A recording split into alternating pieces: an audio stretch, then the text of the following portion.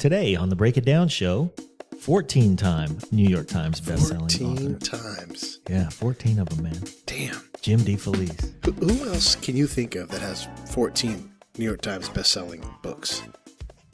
That's really not a stat that I can just fire off. Right. But if I could take a stab at who's got 14 of them, Yeah. Stephen King, Right. Tom Clancy. Yeah. Yeah. I mean, deep, heavy hitters in the literary world. Absolutely. So you coined a pretty cool phrase that I liked that I'm latching on to, which All was right. Multi-genreist. multi-genre. He's a multi-genreist. He is. I mean, he writes books, That's right. nonfiction Yep. and fiction. Right.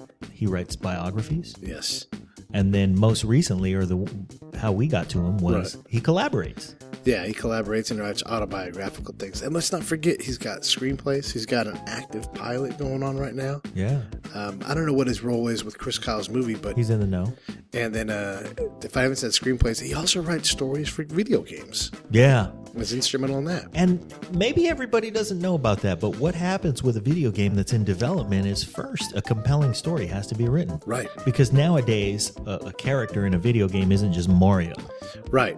Yeah. You know, but they there need has to be a backstory. story back there. And even Right. back then, I mean, there was a story that everybody understood. But nowadays, there are twists and turns in the plot and things that make characters tick that make for good video gaming. And so he is instrumental in the development of video games by crafting those stories.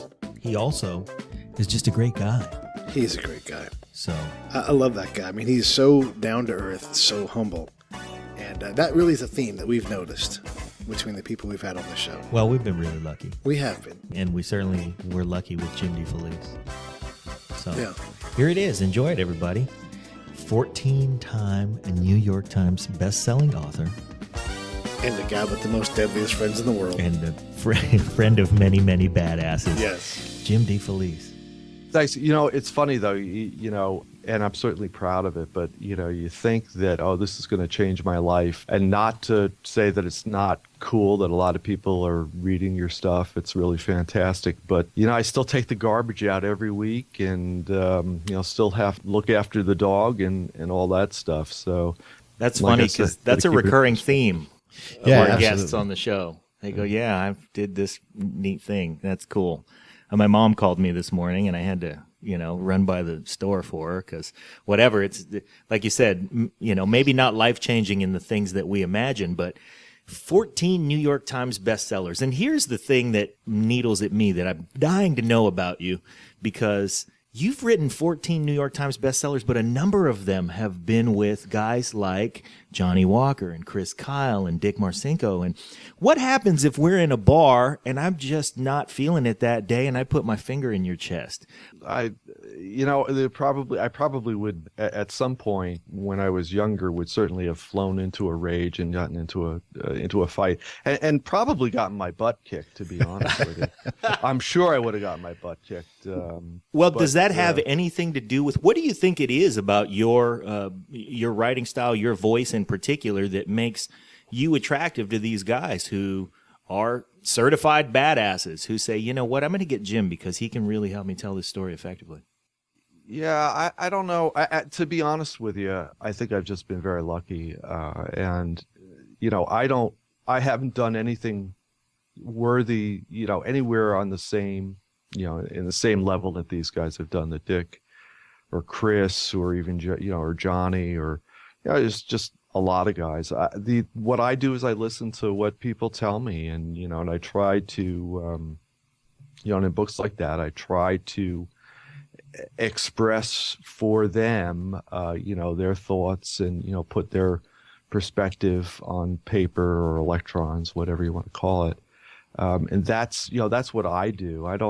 I'm not, you know, I'm not the guy that got medals. That wasn't what I do. Well, can you talk us through that process? So let's say, you know, you have somebody with a compelling story who's not an experienced writer, but who has lots to tell. You know, you collaborate for the very first time. It's the first meeting.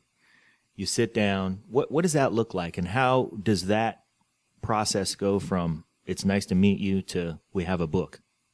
Yeah, it's always different, because everybody, there's different personalities involved, and you try to reach a rapport, and sometimes it's surprisingly easy. I mean, if you look at Chris Kyle and American Sniper, on paper there's there's no connection and no similarity between me, who's a kid from New York, raised or born in New York City, and under very different circumstances than Chris Kyle, who is a Texas cowboy.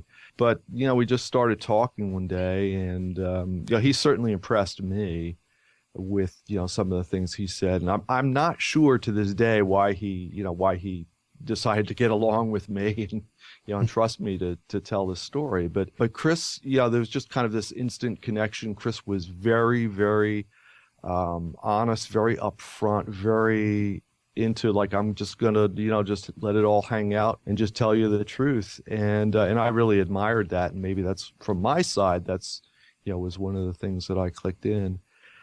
Someone like like Dick Marcinko, who among many other things, is kind of the father of SEAL Team 6. We initially were put together by the publisher, as kind of a business thing, and again, I think Dick, at least at the start, took more of a business approach, like, because he had a lot of experience and, with people.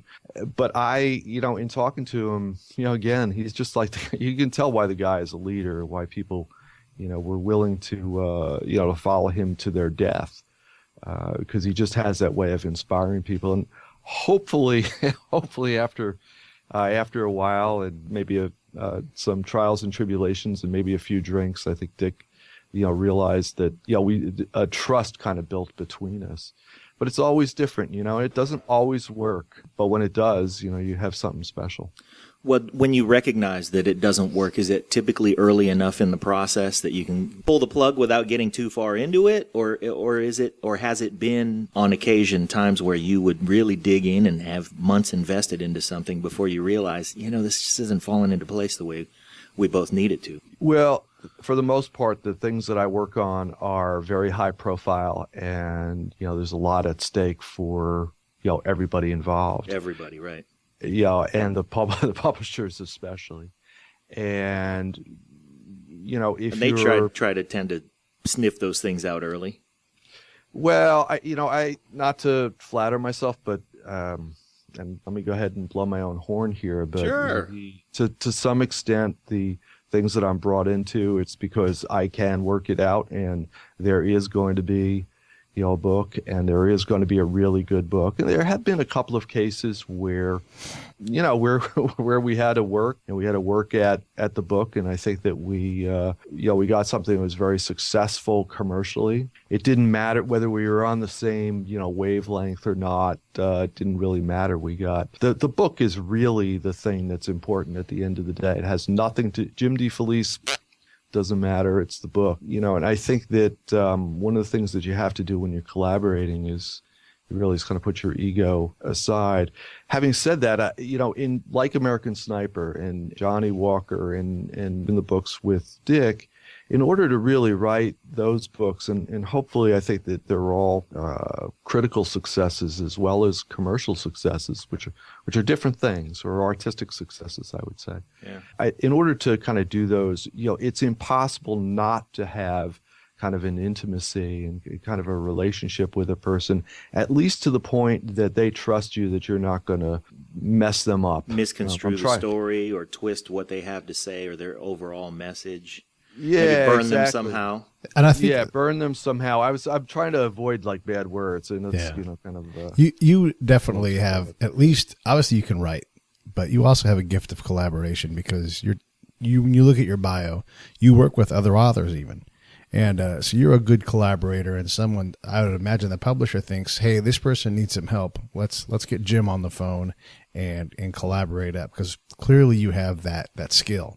Well, and everybody's got an interesting story to a degree, and when you have somebody who's done something extraordinary, they certainly have an interesting story buried in there somehow, but not everybody has the craft And I think that's where you come in, is you can marry the interesting story with the process, the craft, and pull it out for all its compelling detail. Yeah, hopefully. I mean, that's a big part of it.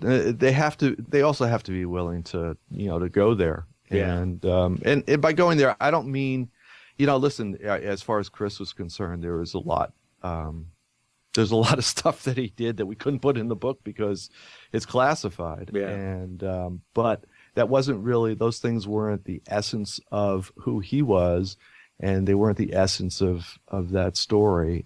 His being willing to go to the essence of who he was is really what made that's really the thing that made that book kind of break out of its category.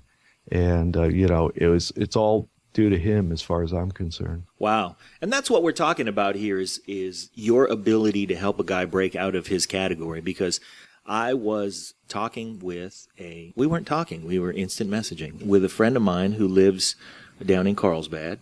We were there at a SEAL fundraiser. And you got out of that alive. That's the interesting thing there. We had to sneak out. Yeah. We partied with a whole room full of SEALs and the Escondido Fire Department, who was gracious enough to throw the whole thing. And we managed to slither out of there completely unscathed. Wow. Before the drinking got heavy. So the drinking, thankfully, was moderate all day, and before it got heavy, Pete and I had the wisdom to pull the Irish goodbye and slither on out. But no, it was a great crowd and a really nice bunch of guys. And I want to talk in a moment about that community of guys and just sort of the way they operate and how you relate to that. But I sent a message to a friend of mine who we didn't have time to go see. His name is Dave. If you're listening, Dave, this was inspired by you.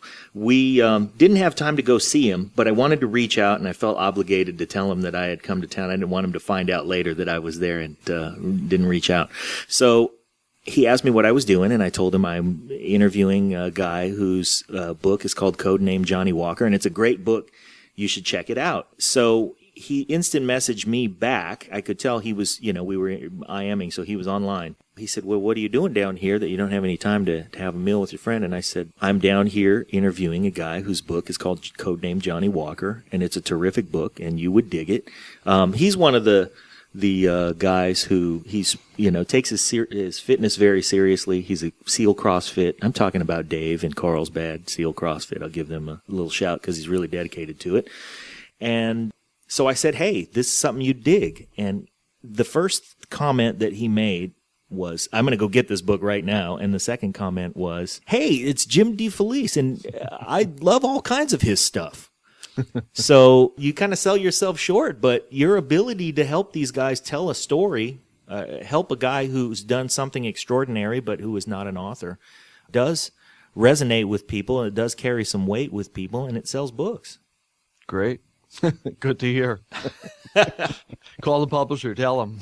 Yeah, really. I've been very, as I said, I've been very fortunate and able to work with people in a variety of areas, and it's great. It's what I love to do. Yeah. You've partnered with a lot of other authors too, though.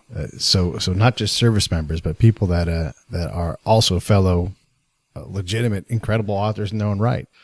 Well, how about this? If you had the ability to collaborate with somebody out there who you think has an interesting story but that you haven't worked with yet, who is that person? Do I get to talk to people in the past? I mean, I would love, imagine Abraham Lincoln. Man. Or George Washington. From George Washington's point of view, that's the thing. Well, those guys, I think, were so burdened with writing the documents that were being committed to the history of the country that, yeah, it would be fascinating for you. Wouldn't it be cool? I mean, imagine, with Lincoln just sitting in the Oval Office and everywhere else he goes. I don't know, the Lincoln bedroom, whatever. Yeah. And, going up to Gettysburg and just listening to him and talking in snatches. I mean, a lot of the books, a lot of the books that we're talking about, the memoirs, while there's certainly hours and hours and days of formal interviews, to be honest, a lot of the best insights and the best lines come from just chilling with the person or just hanging out or, occasionally talking over the phone or a text, because it's in those unguarded moments, it's in those moments where the rapport really pays off.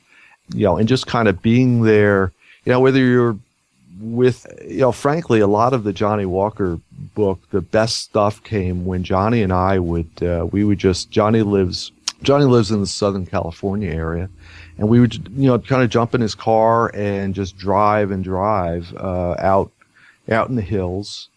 And he would just open up and start talking. And a lot of the heart of the book, not necessarily most of the information, but the heart of the book, I think really came from some of those drives and talks. And, maybe one or two times we might have had a beer or something like that.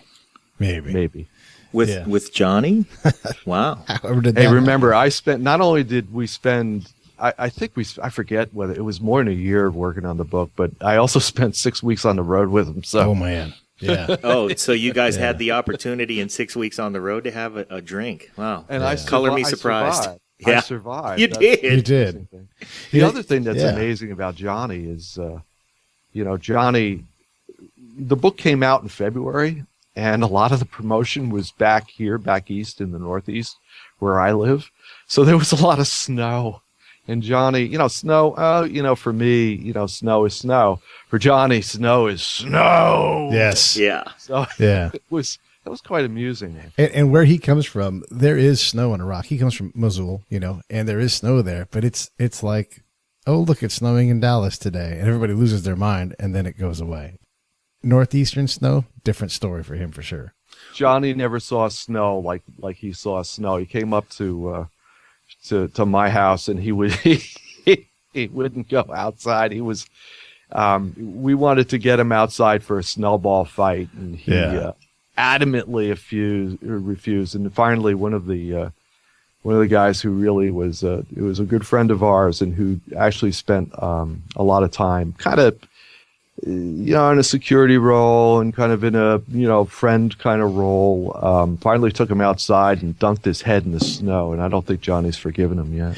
I bet he hasn't. That's funny. So would you say that demographically speaking, a lot of the audience for the kind of book that you wrote with Johnny is in your neck of the woods in that part of the country? I think it's spread out. There's a lot of people. There's a lot of readers. There's a lot of readers in the Northeast, obviously. Yeah. There's a lot of readers, across the country. And one of the interesting things to me about in the events that we went to in some of the smaller towns, and not necessarily in New York or California, small towns. There are small towns in both of those states, but in the middle of the country. That we would get a lot of people out. And, and I see this in a lot of the books. And Chris Kyle, the Chris Kyle book, American Sniper, was a great example. And we went, we're in West Texas, way out. And we would go to a book signing in the middle of the day, 1:00 on a Tuesday or Wednesday. And there were hundreds of people there. And now, mostly that was Chris. Mostly they came out to see Chris. But the remarkable thing to me is that these the people who had read the book, they wanted and they wanted to talk about the book. So I think that I think there's a misconception that the only people who read things are the people in on the East Coast and the people on the West Coast, and nobody reads in between. That's BS. To be polite, I'll put it in a polite way. But I've found that people all across America are interested in a lot of the stories that I tell. Yeah, everybody, I think, is interested in a compelling story. And if the delivery vehicle happens to be a book, then some people who may have less of a propensity to spend time in a library are going to still come out and find that compelling story. I discovered a joy of reading through Dick Marcinko books, because I like the subject matter. It was a lot of fun. It was an entertaining read. And so that, I think you're doing a service to the literary community in that you're creating readers from people who maybe aren't reading the classics and that are coming to compelling stories for the value of the story and discovering a joy for reading. Yeah, well, absolutely. I think, unfortunately, the way that sometimes we're taught in school, we're assigned books and we have to do, and we forget that the first requirement of any, literary project, of any book really, is to entertain us. And, you look at Shakespeare, I mean, wow.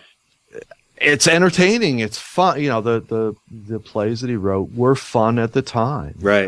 And they're still fun. Yeah, they're still fun. Dickens, same thing. They are, but I think it would have been tough for a story like Chris Kyle's to reach me if it had been written in iambic pentameter. Yeah. Well, I'll give you that, but absolutely. But 500 years from now or 600 years from now, whatever the time is, will. Some of the style of writing will have changed. I mean, if you look, I love Fenimore Cooper. It's a lot of fun. His books are a lot of fun. Deerslayer. They're, about the American frontier. They're adventure stories, really. But the style in which they're written was perfect for their time. Yeah.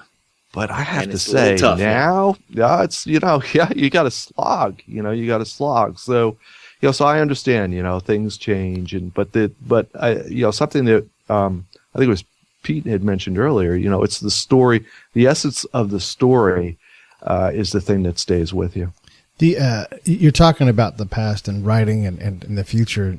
We talked to a lot of musicians on this show, and they lament the days that are gone from selling a lot of albums. That hasn't necessarily impacted the book industry, at least from my perception, nearly as much as it has for music. Why do you think that is? How have books escaped the? Well, I kind of disagree with you there. It certainly had a bigger impact in music, and I think it was always difficult to make a living as a musician.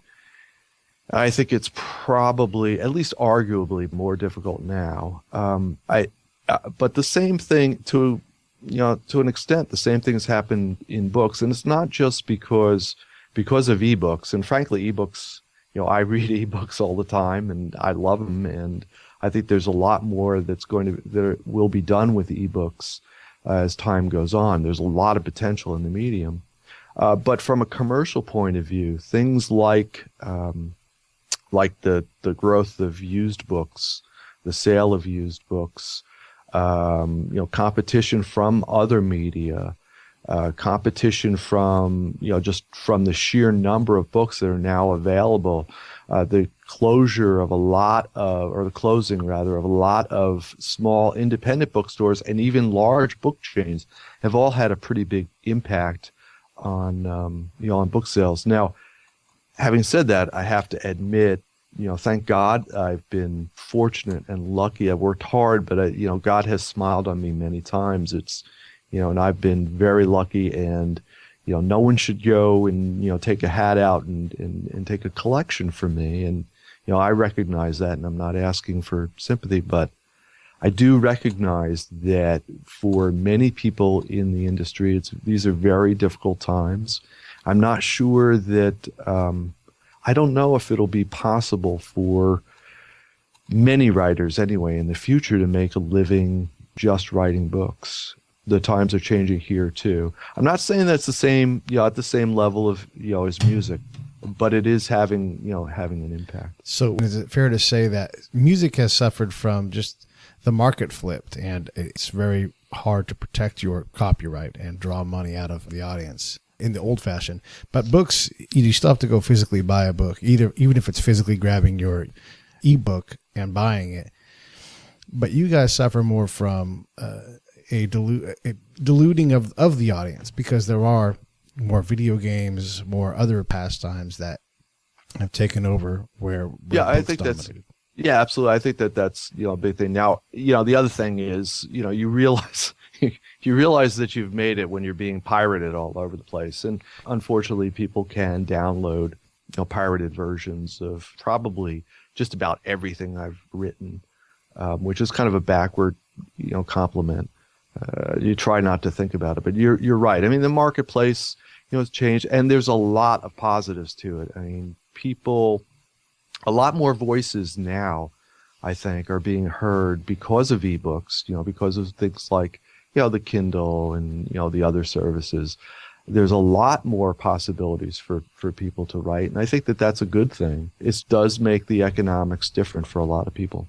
Well, I'll throw in a point of view that's not based on economics, but based on the purity of the industry, and one where you've been able to make a living now, but where you would have been able to make a living, let's say, because you are a craftsman in literature, that you would have been able to make a living at any time period. It's different now because the barrier of entry is a lot lower. I mean, anybody can, Sure. You got John and Pete doing a podcast, for crying out loud. Look out. The ability for somebody to put their voice out there on something as simple as a blog is, I mean, you can have a blog up by this afternoon. Yeah. So there used to be a gate that was kept so that only guys who learned and practiced the craft would get through. And so does that mean, I mean, I heard an interesting statistic that, and I'll get this all mangled, so if you're listening, take it as it's intended. I heard that in something like a 2-week period, we're creating as much content every 2 weeks as was created from the beginning of time to 1974. So that amount of content is just being blasted out. There's a lot of good stuff and a lot of interesting and, revolutionary and remarkable voices who are being heard now that maybe wouldn't have, but there's a lot of crap too. And now I think the fight becomes, how do we save literature from being overcome by all the crap? Would you agree? Well, I think that's a good problem. I also think that I don't have a solution. I haven't a clue. Hey, you're right. And while I'm at it, let me. I still got to take the garbage out and Right. Go run and get some milk from the store. You're right. I don't know what the solution is. Whether probably what happens, or new gatekeepers spring up, that sort of thing. Word of mouth has always been, very important for books anyway. Yeah. At least since I've been writing. And Right. I think that, I think that's still true. It's just that word of mouth now is more diverse and on the internet. But you're right. But I mean, it's not like it's not like, once that genie is out of the jar, and everybody can express themselves, I'm not sure that, that we're going to put it back. Hopefully people want quality, or at least what I perceive of as quality, and I can keep going, and a lot of the people I know can keep going. Yeah. It seems like the quality judge, though, is going to be the ability to create an audience, which you have more access to an audience, but the audience has more options. So if you can't put out a good product, then you're going to struggle to find people to consume it, and therefore, you haven't met the quality mark. And it seems you haven't run into that obstacle.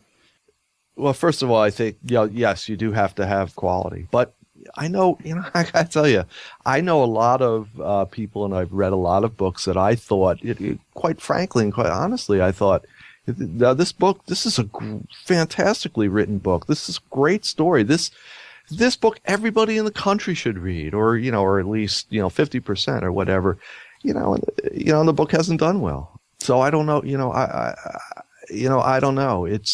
I think it's probably always been that way. I think that there's always, if you want to get philosophical, there's tons and tons of artists who look at art history, who did works that, today we think are, among the best paintings ever. And yet, they couldn't get. And they died in poverty. Yeah, they died in poverty. They were, they couldn't scratch 2 nickels together to get a meal. And, and it's like that in music. It's like that in, all the arts, and writing is just one. Sure. Back to American Sniper. There's Sure. a big movie coming out this holiday season. Yeah, there is a big movie coming out. I'm really excited about it. Clint Eastwood is directing it. Bradley Cooper starring it. It's ridiculous. In it. Yeah. So, it's crazy. Yeah. And, I don't know which one of those two things I'm more excited about, because Bradley Cooper is the real deal. I'll tell you, what's amazing to me is I've seen the trailer. I've seen some of the stills from the movie. And obviously, I know that it's not Chris, and I know the difference. But, I'll tell you something. Cooper has made himself look a lot like Chris. Wow. Really? You know, you look at, I'll tell you, from the distance, if you don't know Chris well, you know, from the distance, the shadow, you might not be able to tell them apart. Wow.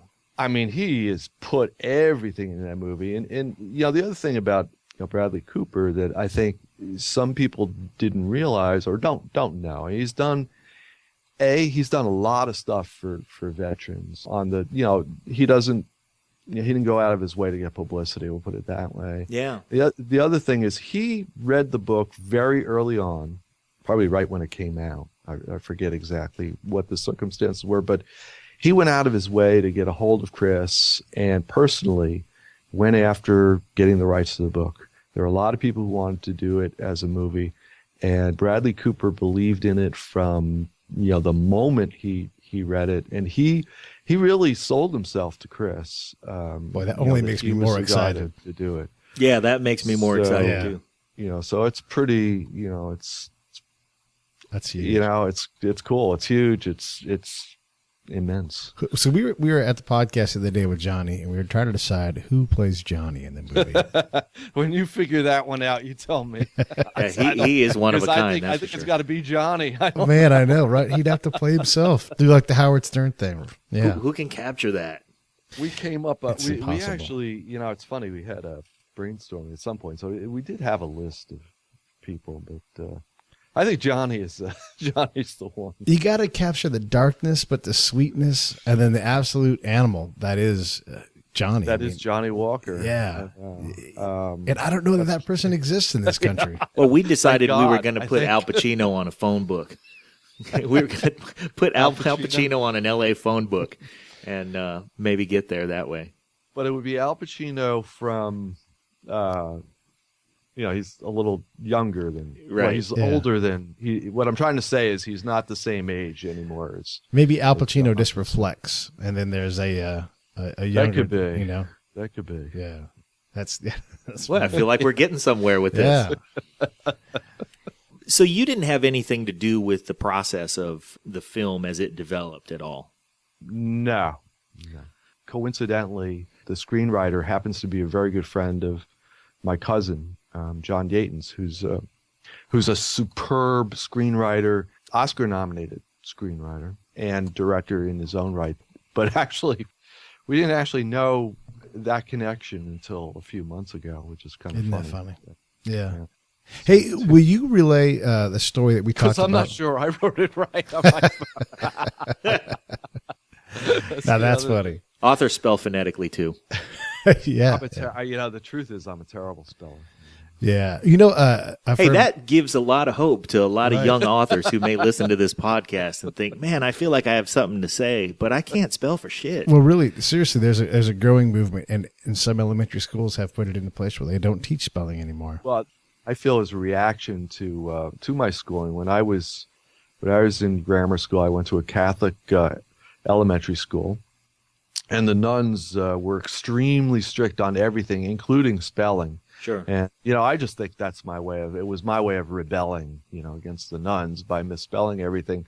Of course, this was a subconscious, thing. A subconscious rebellion. Yeah, That's the most sincere kind.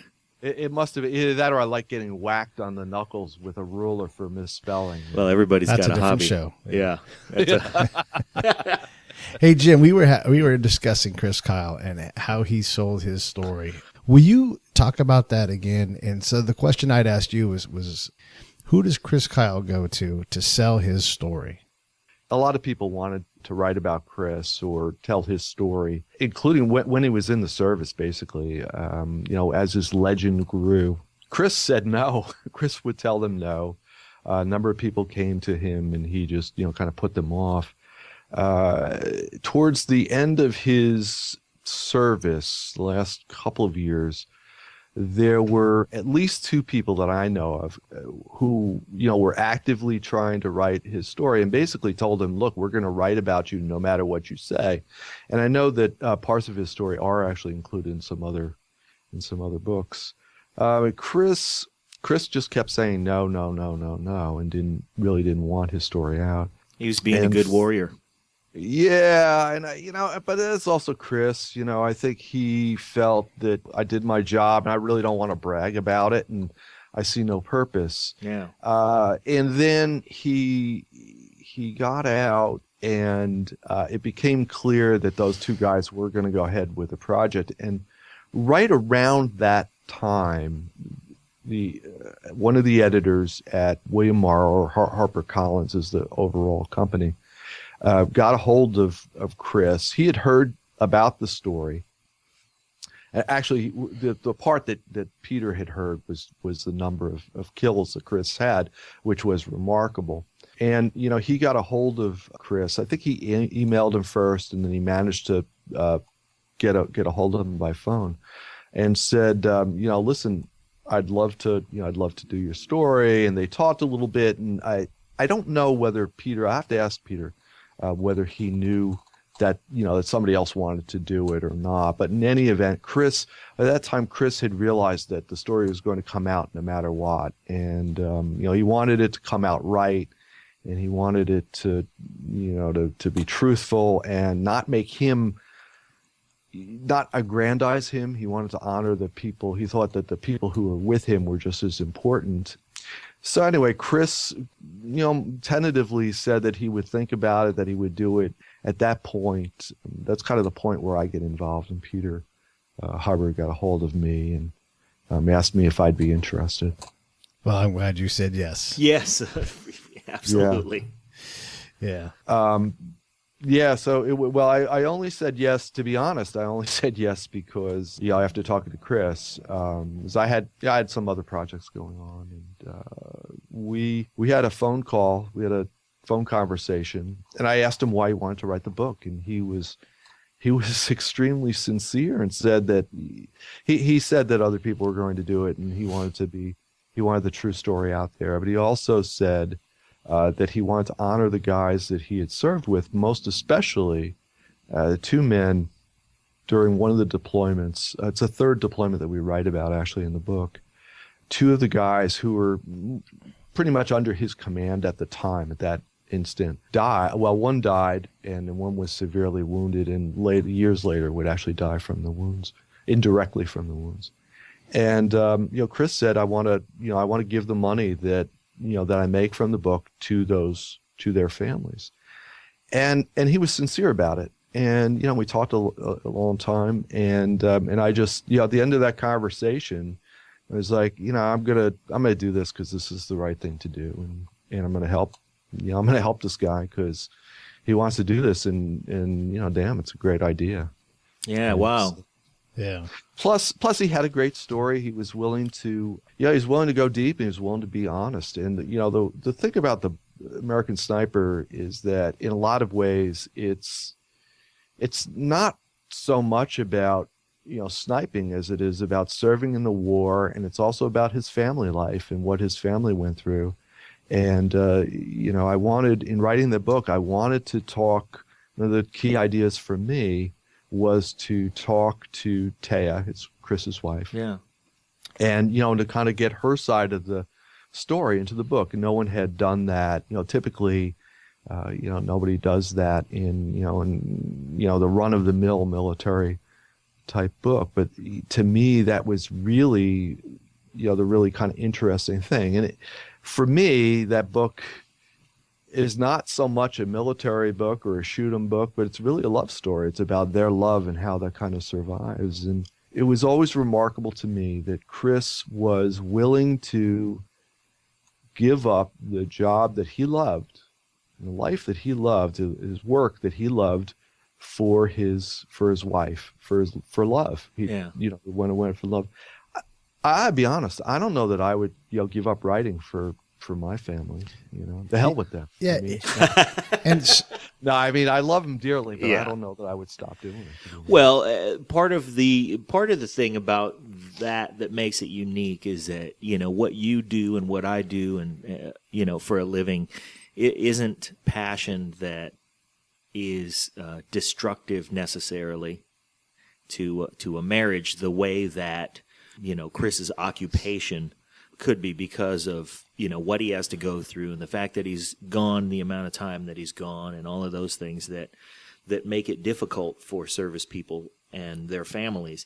And her struggle continues, and one of the things that we were a witness of when we went to the golf tournament for the SEAL Foundation, the SEAL Fund, last week was how many widows Right. were there, and their fight becomes the fight of their husband, and his departure doesn't mean that that the fight is over. Right. And you wonder if it's a noble thing to do to give the profits from your book to two guys that served with you who, both ultimately didn't make it. It's another thing to know in advance that you also won't make it and you can't provide for your family anymore. And you wonder what his decision might have been had he known he'd only had a little time left. Yeah. Oh, well, actually, I do know what his decision was in that case. He happened to be, it's not that the funny thing is the book was wildly successful and a lot more successful financially than I know than he had expected, and certainly than I thought. I knew it was a good book. I knew it would do really well, but it did really, really well. Yeah, and it became very hard. The irony is that it became when it did so well that it became very hard for him to, to give the money away, and then there were some legal battles and that stuff, and as he had to eventually go to basically a financial planner. I forget exactly what it was that he had to do, but in laying it out, the one thing that he did make clear to that, I'll call him a planner, I don't know what he really was. Right. It was, okay, if I die, then the money goes directly to help my family because, my wife and my kids, because then they're the family of the fallen. Right. And they wrote that down and stuff. And then, but of course they didn't know what was going to happen. Yeah, of and course. Then they had the whole plan for, they had to have somebody take care of the money. And then there's all these tax things and this and blah, blah, blah. So, so that was kind of a side, that was 2 minutes of or whatever long of a, several hour conversation. But so I do happen to know what he was thinking, but well, it was an important 2 minutes. Yeah, but you know what though, unfortunately. even so though, I don't know the details, but I know they had given a lot of the money away already. Yeah. I know they couldn't because of some lawsuits and some other legal stuff, but I think that they have been helping people, and I know that there's an intention to kind of carry on that mission with Taya starting a foundation, or has started a foundation called the Chris Kyle Frog Foundation, and that is going to not just help those people, but help other families as well. So so it's kind of been I think it's kind of been a crooked road, but it's certainly it's getting to the place that he intended. Well, what I find interesting now that I've had a chance to talk with you and that you've spent this time with us and given us some insight into your selection process and how you've gotten to write the books that you have recently that we're talking about today,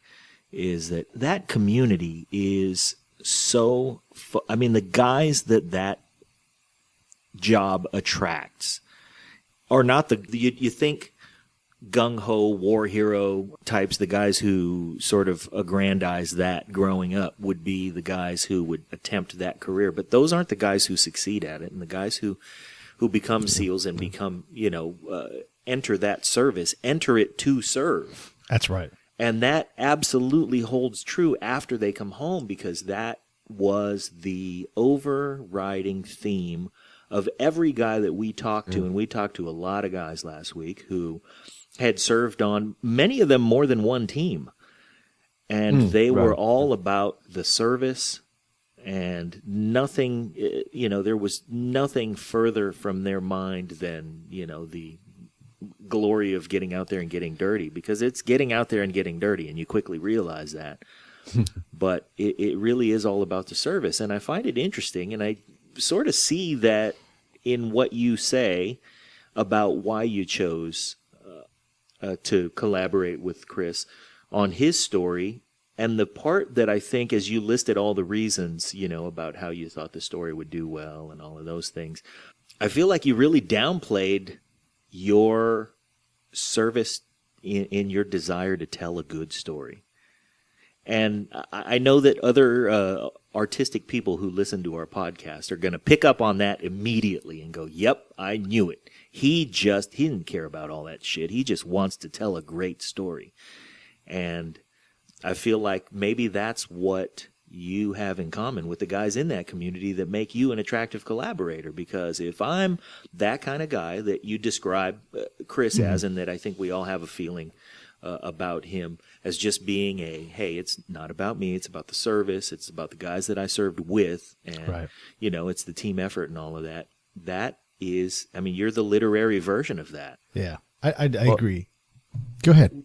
Yeah, well. Thanks. I don't. I'm not a SEAL. I'm not a member of their community. I don't talk for them. Like I said, as I think I said before, I've just been very lucky to, to be in a place where I can listen to people and tell their stories. I agree. In terms of wanting to, the story is the thing, and that's what I want to do, is find the story and, and tell it. And it's not about me. It's about, it's about the story. Yeah. As far as the SEALs of, and there again, you spend a grand total of about 4 seconds on that. But no, the story, I don't want to downplay it. The stories, it is the story's a thing. That's really, and you have to feel that. I'll tell you, over the course of my career, I've written a lot of books, and, no matter what book it was, or what story I've told, I've done video games and a bunch of other things and scripts, and it's like the reason that you get up at whatever time it is, 4:00 in the morning, and you just work and you stay at that desk is that you get a certain joy out of the story that you're discovering. It's not. Even with the novels, and I still primarily think of myself as a novelist, I don't know the story until I write it. I'm discovering the whole process is a process of discovery. Yeah. And I guess in some ways that's probably like a really egotistical thing to do. You're talking, in a way, I'm talking to myself internally anyway for 12 hours or 14 hours a day, but trying through that talk to find the story. Well, you're good at it. And I know you are good at giving everybody else the credit, but let me give you some credit. You took Johnny's story, an impossible story, from an angle that I don't know anybody else has told. And I've read hundreds of books, and you didn't put your voice in there. It felt like Johnny was talking about it. You fixed grammar and you made it readable, but that is, I don't know. Which by itself had to be an incredible challenge. Yeah. We love Johnny, but man, that guy, he will fly off the handle and go all kinds of directions. And your ability to corral him must have been like herding cats. And to give him a voice. You've given him a voice where there couldn't be one. And people just have no idea. As a guy that's been overseas a lot and seen a lot of crazy things, it's hard to relay what's there. And you really captured the essence of the culture of Iraq and Johnny's life. And, you told such a good story in collaboration with Johnny that I don't know that there's a lot of authors that could do that. So thank you for doing that. Oh, that was capturing Johnny's voice. Actually, that was one of the cool things about, about that book, because Johnny doesn't, Johnny's actually pretty good at English for someone that, of his background and training, but Johnny doesn't. That's not his first language. Yep, and I don't feel like he thinks in English. No, he doesn't really. And sometimes I think some of the curses are in English. Hey, he's good at that. Definitely. Give me another beer. That one's in English too. He's grown well versed. Yes. In certain subjects. Part. Yeah. So the trick was to come up with a way to have a voice in the book that would be in English the way that if English had been his first language. And there's a couple of little tricks I used to kind of convey that. And kind of one of the things that not only Johnny but a lot of Arabic speakers do is they'll take a thought and they'll elaborate on it. again, and that's, was kind of a conscious literary technique in the book. And just hanging out with, as I said before, just hanging out with Johnny, and a lot of those, long drives. One of the first times we met in person, I think we'd spoken a couple of times. So one of the first times we really met in person, we took a long walk along the beach, which actually made it into the book. It was like times like that where we didn't really say all that much to each other, but we could just kind of watch the other person kind of get into their heads. And, that's really, as I said, every book or every literary project, whatever it is a process of discovery. And that's really the cool thing. Hey, I only really have one more question, I think. I always say that, and then I have another question. But here's my last big question. When you're on the press tour and you're doing Today's Show and Mike Huckabee and always at the places, do they read the book in advance, or do they have enough understanding, or do they have no flipping clue? Because they appear to have no flipping clue most of the time. Well, I can't speak for everybody, and I would never, ever, zero in on any show that anybody. But I some occasionally, some do actually, and that's when it's surprising. And I was at what was that? I forget. I was on some sort of show, and the funny thing is, the book, when you're out there and the book has come out, you wrote that book, in most cases, a year ago, right? And in some cases even longer. And for me, there's a couple of projects between that, and they may not even be books. They start quizzing you, and it's like, you kind of stutter, and you kind of, I don't know. I don't remember. I had and it's always, for me, it's always like, I've got to study up for a final exam. I was on I wrote the biography of Omar Bradley in World War II, and because of that, occasionally I'm on television shows as a supposed expert, on World War II. Well, I'm deathly afraid of getting like something wrong, a battle wrong, or a historical or marker. Something really stupid. And there's people paying attention out there to that stuff. Yeah, and it's like, God forbid you say December 7th, 1942. Right, it's like, yeah, and you can't take it back, and it's like that. So that's, I'm always worried. We were doing, I forget what we were doing some show, and at the end of, the way that they tape you, and you're finally done, and I stood up and said, "Well, did I pass?" Oh yeah, no, you were good. So. Yeah, so I always pray that that I can at least answer the questions and don't really worry about where they're coming from. Well, that was a great answer, and you didn't betray anybody who helped you on those press tours. So I have two final questions, and I want to say these words so that I capture them.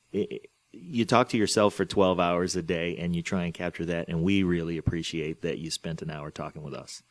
So thank you for that. No, thank you. Thanks for having me. Now, my last two questions are, first, what can we expect to see in the near future? Well, right now I'm working on a memoir with Ivan Castro, who is a Special Forces captain who was injured in Iraq, blinded actually by enemy, almost killed really, in enemy action, and as part of his recovery became a marathon runner, and is still blind, has done an amazing amount of things, including going to the South Pole, and he's just got an incredible story. He's just an incredible guy, and we're going to come out with that book. That book has just been bought by St. Martin's Press, so that's a lot of fun. One thing that a lot of the people that I work with have in common is they all have great senses of humor. I mean, everybody knows about Dick Marcinko. My God, he's got a great sense of humor. But Chris had a really great dry wit. Johnny really sure funny, does. if you can understand half of what he's saying. Yeah. And Ivan's got a great thing. Wow. We have a video game project called Afro Samurai that we're trying to get through. That sounds terrific.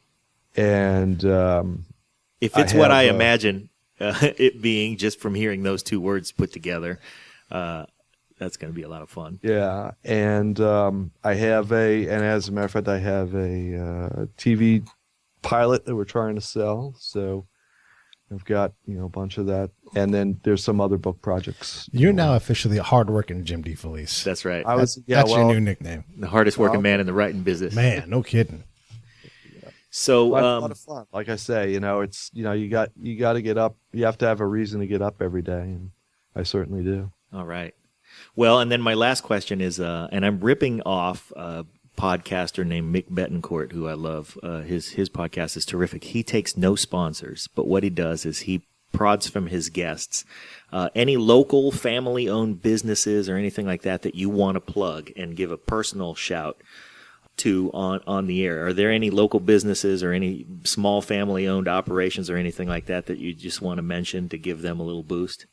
Well, no, but I will say this, that it's very easy to buy books online right now, but if you want to give somebody a boost, go to your local small independent bookstore and buy a book there, and help those people out, because in a lot of ways the independent bookstores are kind of the future of, and not just obviously a lot of my books, if not all of them, are going to be found online and in the big mass places, supermarkets and that stuff, but the small independent bookstores really are keep literature alive, and they're just those independent stores are just like regular people. It's mom and dad and maybe some poor kid who got brought in to help out. So Yeah. So let me give those guys a plug. Well, I'll give a plug. My plug then will be for Bookshop Benicia, right here in Benicia, California, on First Street. They're a little downtown bookshop, and rent downtown is not cheap. Not cheap. So for them to be in the boutique location that they are,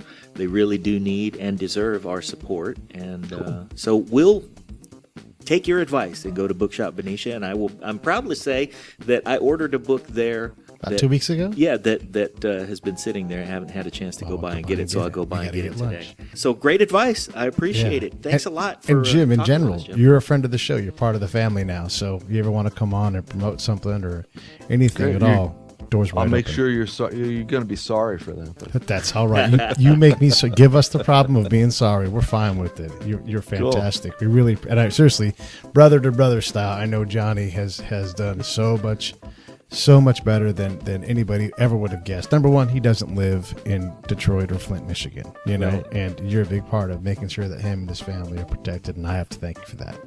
oh, good. He's a great guy. Like I say, a lot of these books you really can't do without getting fairly close to the guy. And anything I can do to help Johnny, I want to do. So. Yeah, likewise. Well, I know that Pete and I are going to spend the rest of the day reflecting on the profundity that you've you've laid upon us in the hour that we've spent with you. You I say really profundity appreciate or profidity? That don't know. matter. I don't know. Is it on tap? That's my question. it. Yeah, right. Profundity IPA comes in a special glass. Oh, yeah. No, seriously. Thank you, Jim. Thank you very much. We really do Thanks for appreciate having it. me. Yeah.